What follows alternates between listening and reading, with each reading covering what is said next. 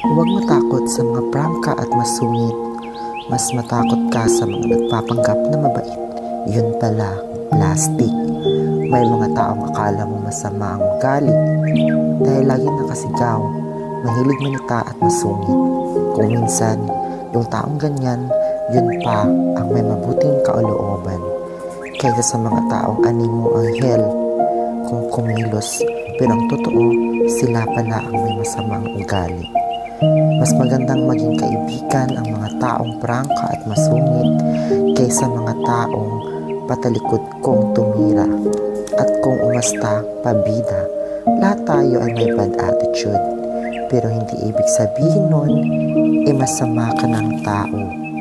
Di tulad ng iba dyan, kunwari mabait lang kung may kailangan at napapakinabangan ng isang tao. Tandaan mo, di lang tayo masungit at mayabang, sadyang hindi lang natin ugali ang magbait-baitan sa mga taong batikan sa pakikipagplastikan.